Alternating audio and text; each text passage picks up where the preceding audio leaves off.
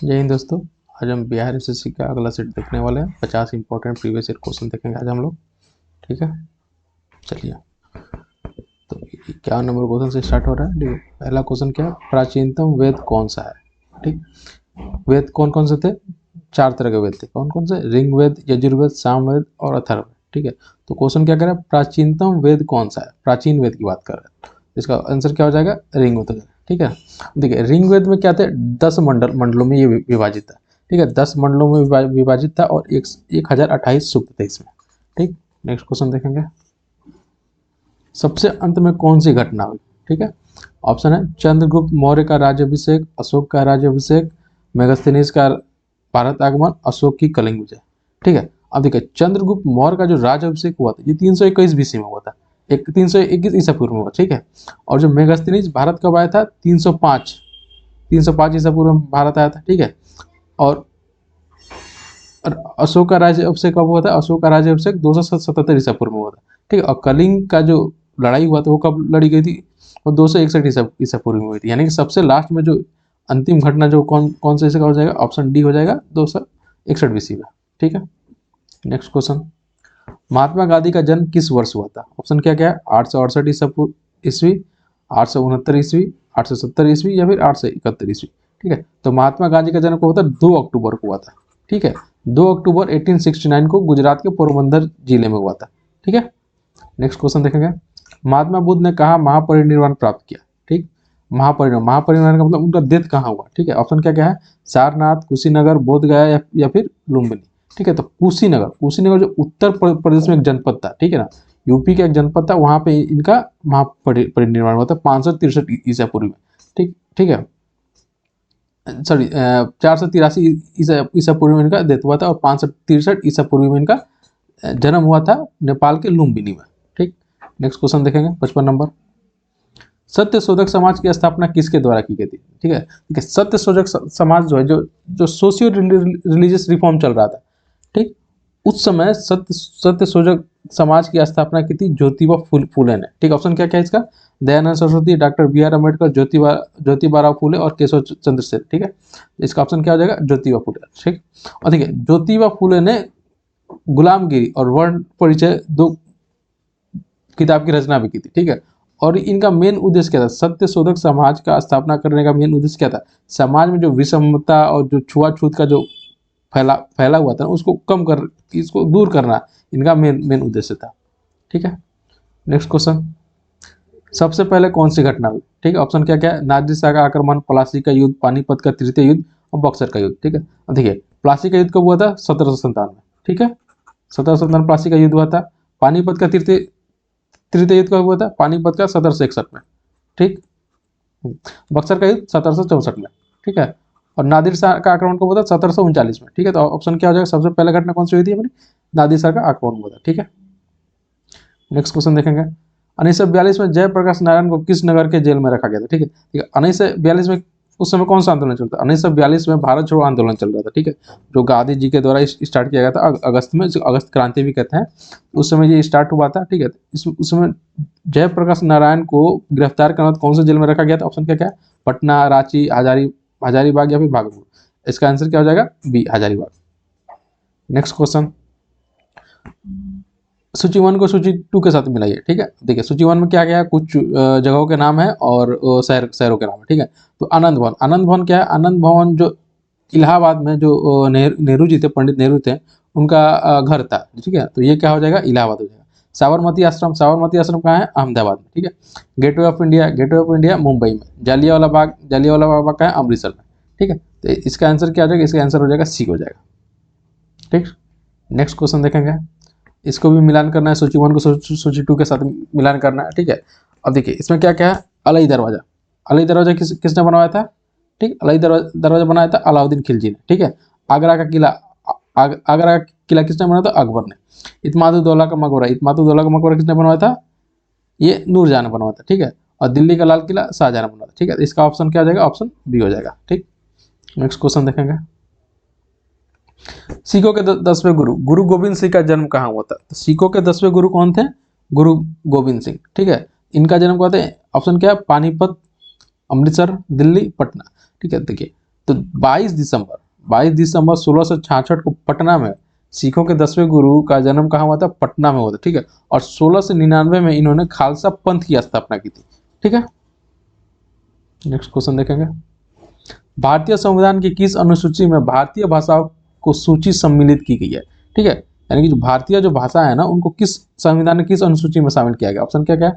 5वां, 6वां, 7वें या फिर 8वें। ठीक है, तो देखिए भारतीय संविधान की जो 8वीं अनुसूची है, ठीक है ना, भाषा संबंधित कौन सी अनुसूची है? 8वीं अनुसूची। 8वीं अनुसूची में भारत जो संविधान में शामिल किया गया जिन भाषाओं को, उसके बारे में 8वीं अनुसूची में दिया गया। ठीक है, और इसमें अभी तक 3 बार संशोधन हो चुका है, यानी कि 3 बार संशोधन करके नए नए भाषा को इसमें शामिल किया गया। ठीक है, पहला जो संशोधन हुआ था 21वां संविधान संशोधन के तहत 1967 में सिंधी को शामिल किया गया था 8वीं अनुसूची में। ठीक है, और फिर 71वां संविधान संशोधन हुआ था 1992 में, उसमें 3 भाषा को शामिल किया गया था। कौन कौन सा?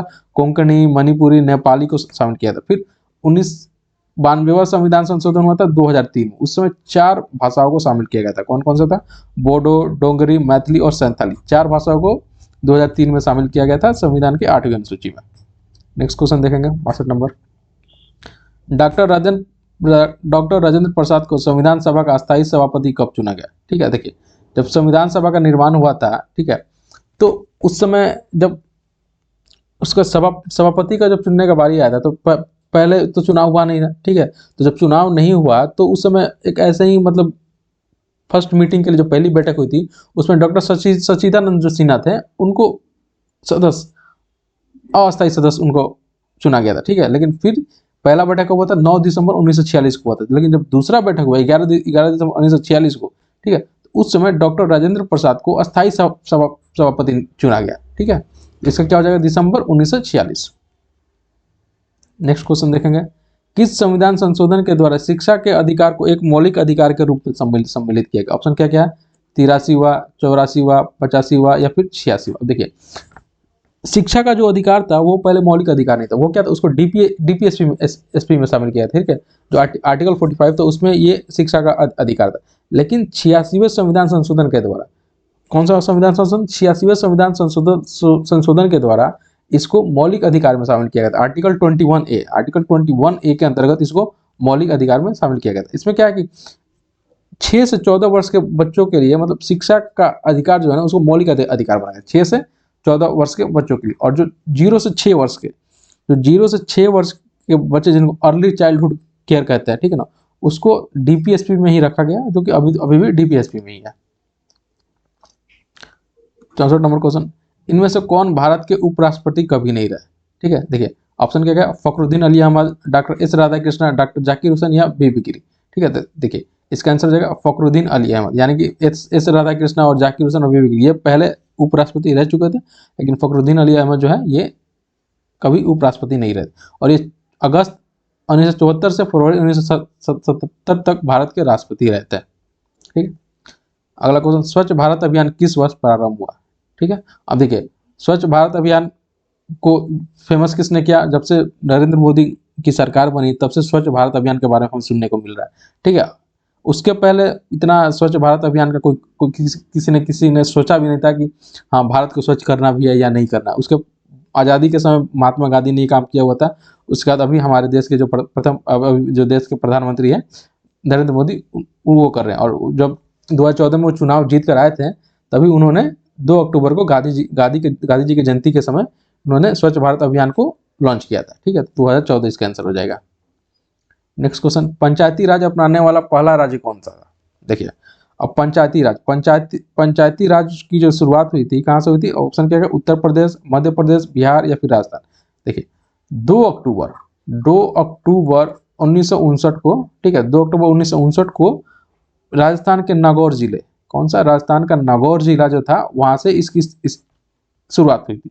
ठीक है, और 24 अप्रैल को पंचायती राज दिवस भी मनाया जाता है। ठीक है, और 73वां संविधान संशोधन हुआ था 1992 में, ठीक है, जिसके द्वारा पंचायती राज को संवैधानिक दर्जा दिया गया था।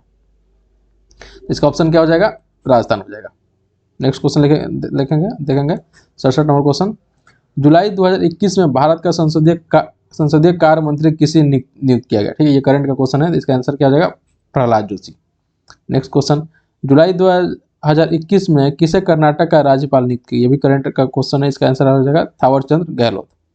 ठीक, नेक्स्ट क्वेश्चन, भारत का महान्यायवादी किसके द्वारा नियुक्त किया था? अब देखिए, भारत का महान्याय यानी कि अटॉर्नी जनरल ऑफ इंडिया, ठीक है, अटॉर्नी जनरल ऑफ इंडिया। तो ये इसके अटॉर्नी जनरल ऑफ इंडिया की नियुक्ति के बारे में अनुच्छेद 76 में, कौन सा अनुच्छेद में? 76 में इसमें वर्णन किया गया, ठीक है। और इनकी नियुक्ति राष्ट्रपति के द्वारा होती है, ठीक है, इसका ऑप्शन हो जाएगा राष्ट्रपति। वर्तमान समय में निम्न में से कौन सा एक मौलिक अधिकार नहीं है? ठीक है, मौलिक अधिकार की बात करें जो नहीं है, ठीक है। तो देखिए ऑप्शन क्या क्या है? समानता का अधिकार, ठीक है, संपत्ति का अधिकार, शोषण के विरुद्ध अधिकार और स्वतंत्रता का अधिकार।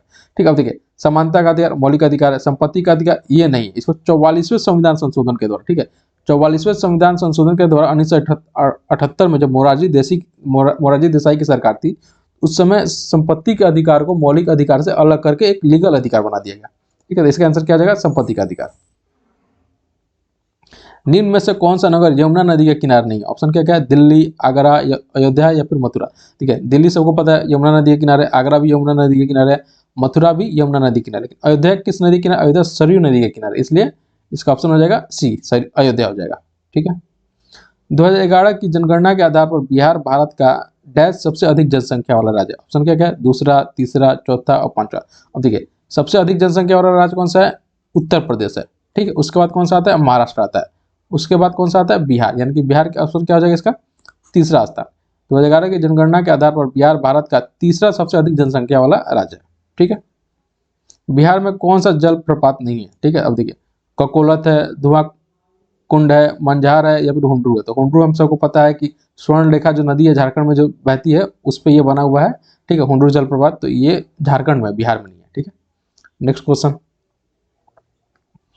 निम्न में से कौन सा बिहार की पश्चिमी सीमा पर स्थित है? बिहार की पश्चिमी सीमा, ठीक है। अब देखिए उत्तरी सीमा पर कौन? ऑप्शन क्या क्या है? नेपाल है, पश्चिम बंगाल है, उत्तर प्रदेश है, झारखंड है। उत्तरी सीमा में क्या है? उत्तरी सीमा पे नेपाल है, ठीक है।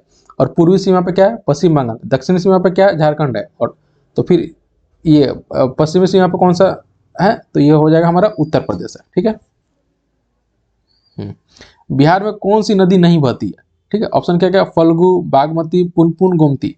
अब देखिए हम सबको क्या पता है कि फल्गु, पुनपुन और बागमती ये तो बिहार से बहती है, लेकिन गोमती ये उत्तर प्रदेश से बहती है, ठीक है। जो लखनऊ जो है उत्तर प्रदेश का जो कैपिटल है लखनऊ, ये गोमती नदी के किनारे है। तो इसका आंसर क्या हो जाएगा? गोमती, यानी गोमती बिहार में नहीं बहती है।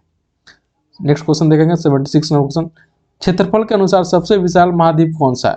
ठीक है, अब देखिए ऑप्शन है एशिया, यूरोप, अफ्रीका, उत्तरी अमेरिका। आंसर क्या हो जाएगा इसका? एशिया हो जाएगा, सबसे बड़ा महाद्वीप है, ठीक है।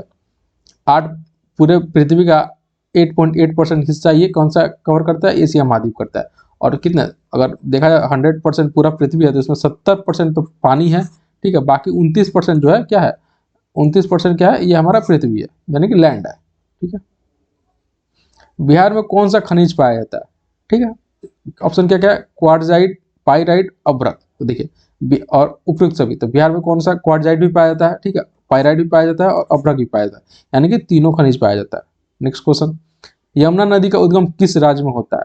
ठीक है, ऑप्शन क्या क्या? हिमाचल प्रदेश, उत्तर प्रदेश, पंजाब या फिर उत्तराखंड। देखिए यमुना नदी का उद्गम किस राज्य में होता है? उत्तर प्रदेश के यमुनोत्री ग्लेशियर जो है ना, वहां से यमुना नदी का उद्गम होता है, ठीक है। और ये क्या है? गंगा की एक प्रमुख सहायक नदी है, ठीक है।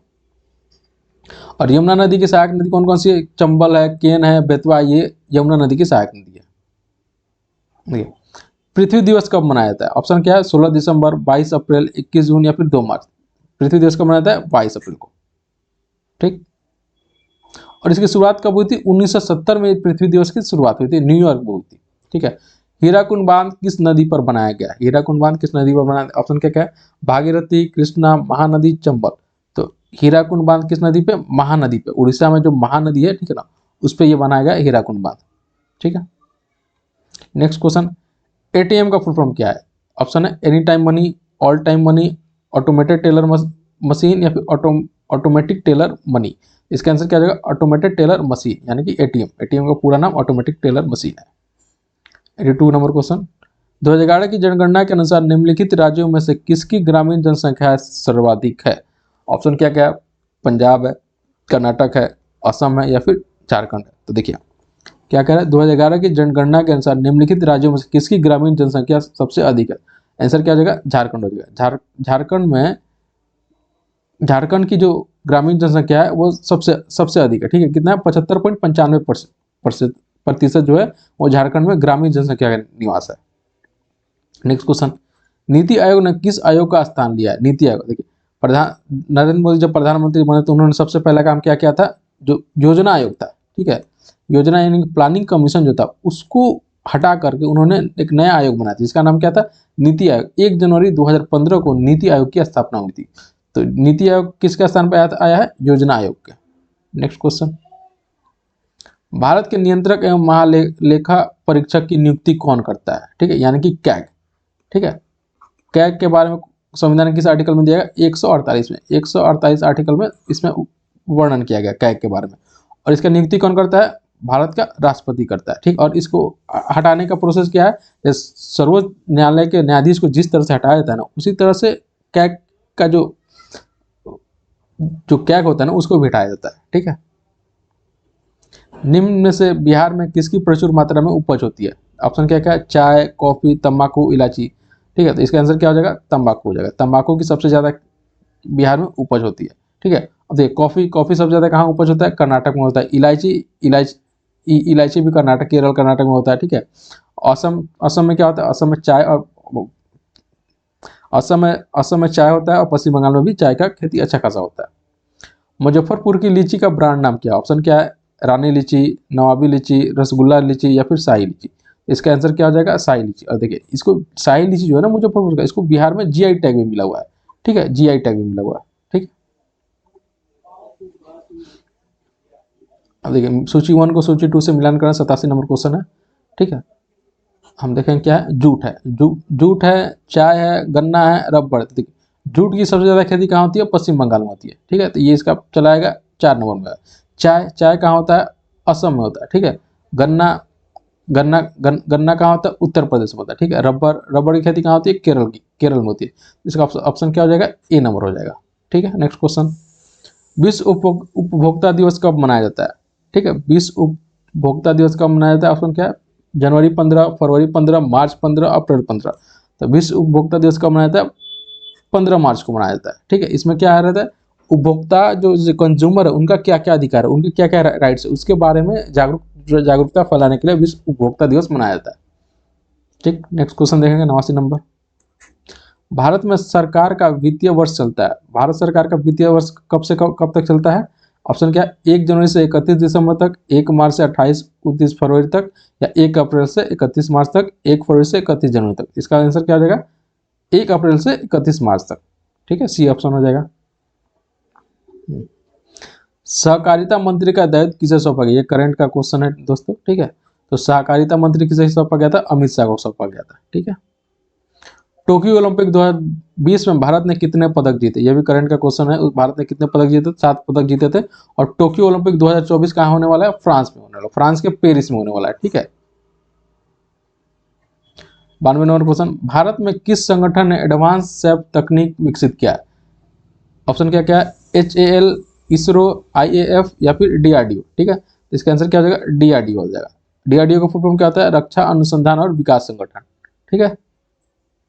93 नंबर क्वेश्चन देखा, भारत द्वारा ऑपरेशन देवी शक्ति किस देश में किया गया? ऑपरेशन देवी शक्ति, ठीक। ऑप्शन क्या क्या है, पाकिस्तान, अफगानिस्तान, ईरान और चीन, ठीक है। देखिए ऑपरेशन देवी शक्ति क्या था, जब अफगानिस्तान में जब तख्ता पलट हुआ था, यानी कि जब अमेरिका अफगानिस्तान को खाली करके वापस जा रहा था, तो जो तालिबानी जो फोर्सेस थे ना, उन्होंने अफगानिस्तान को फिर से अपने कब्जे में ले लिया था, यानी इस्लामिक जो गणराज था उसको हटा करके उन्होंने अपने कब्जे में ले लिया था, ठीक है।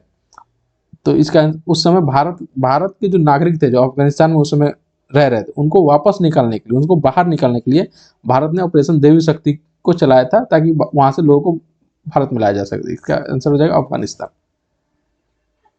मॉरिशस की राजधानी है, 94 नंबर क्वेश्चन देखेंगे, क्या है, सूर्यपीपे, ग्रैंड बेई, पोर्ट लुइस या फिर मोहफर। इसका आंसर हो जाएगा पोर्ट लुइस।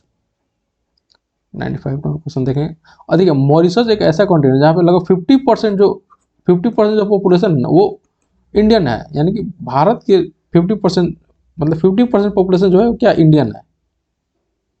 और इसकी राष्ट्रीय मुद्रा कौन सी है? रुपया, मॉरिशस रुपया है। जापान की मुद्रा का नाम क्या है? ऑप्शन है डॉलर, रेमनबी, येन या फिर वॉन। तो इसका आंसर हो जाएगा येन हो जाएगा, सी नंबर हो जाएगा, ठीक है।